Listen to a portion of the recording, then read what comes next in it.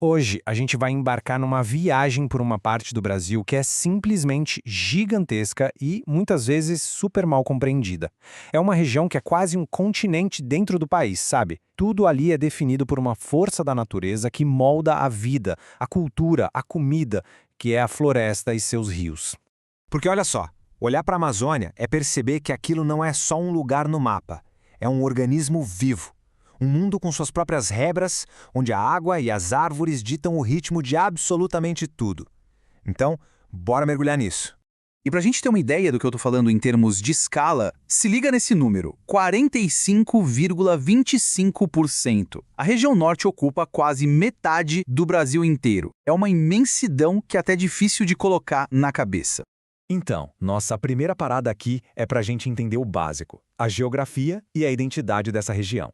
A região é dividida em 7 estados. Mas o mais curioso é o seguinte: apesar de ser essa área colossal, a população é de pouco mais de 17 milhões de pessoas. Ou seja, tem pouquíssima gente para um espaço gigantesco, o que já mostra como a natureza ainda domina tudo por lá. Agora, vamos focar nos dois grandes protagonistas que, como eu disse, definem a vida por lá.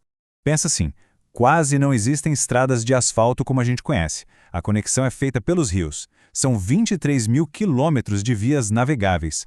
Não são só rios, gente. São as verdadeiras avenidas, as artérias que levam pessoas, comida, mercadorias e a própria cultura de um lugar para o outro. E a floresta? Bom, ela não é só um tapetão verde tudo igual. Ela é dividida em 3 níveis dependendo da relação com a água. Tem a mata de igapó, que está sempre alagada. É lá que a gente vê a Vitória Régia. Depois tem a mata de várzea, que alaga de vez em quando, na época das cheias, e é onde cresce a seringueira. E por fim, a terra firme, a parte alta que nunca inunda, onde ficam as castanheiras gigantes. Cada nível é um mundo diferente.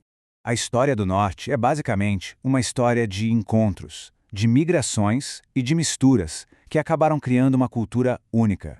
Muito antes de qualquer europeu pisar ali, a região era o lar de uma diversidade imensa de povos indígenas.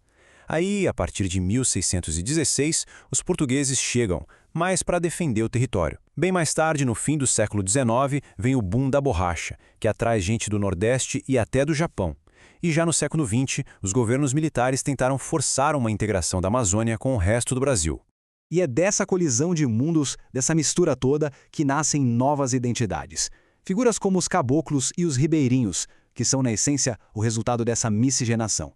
São pessoas que têm uma conexão vital, de sobrevivência mesmo, com a terra e principalmente com o ritmo dos rios. Bom, agora prepara porque a gente vai entrar na parte mais, digamos, deliciosa da nossa viagem. Vamos falar de uma gastronomia que nasce direto da floresta. Tem essa frase do Roberto Braga que eu acho que resume tudo de forma perfeita. A culinária do norte é diferente de tudo. Ela tem pouca influência de fora, sabe? É o gosto da própria Amazônia no prato. E para começar a entender essa cozinha, a gente precisa falar do tucupi. Ele é a base de muita coisa. É um caldo amarelão extraído da mandioca brava. E olha que curioso, essa mandioca é venenosa. Para poder ser consumido, o caldo precisa ferver por horas. É uma ciência ancestral, uma aula de química na cozinha. E é com o tucupi que se faz talvez o prato de festa mais famoso da região, o pato no tucupi. Ele é a grande estrela da mesa durante o Círio de Nazaré, lá em Belém, que é uma das maiores festas religiosas do mundo. E claro, não dá para falar de comida amazônica sem falar de peixe. Os peixes de rio são a base da alimentação do dia a dia e se come de todo jeito, na brasa, em caldeiradas ou assados dentro de folhas de bananeira, que é uma técnica que deixa um sabor incrível. Agora, a comida de rua, essa é uma experiência à parte. É o tacacá. É uma sopa bem quente servida numa cuia que leva tucupi, goma de tapioca, camarão seco e jambu. O mais legal do jambu é que ele dá uma leve tremida e uma dormência na boca. É uma sensação muito louca, que não dá para esquecer. Chegando na nossa parte final, vamos dar uma olhada na cultura vibrante da região e também nas ameaças que ela está sofrendo. Para ter uma ideia de como a cultura do norte é exuberante, é só olhar para o Festival de Parintins.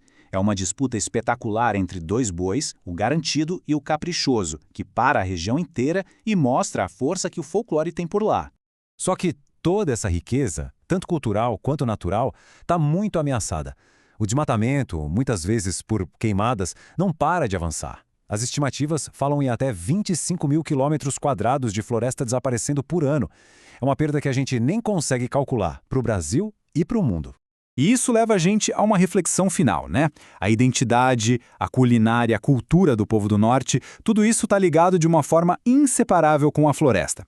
Então, preservar a Amazônia não é só uma questão de meio ambiente, é sobre proteger a alma de um povo e os sabores que contam a sua história. A pergunta que fica no ar é como a gente garante que o futuro da Amazônia continue a ter o gosto da floresta?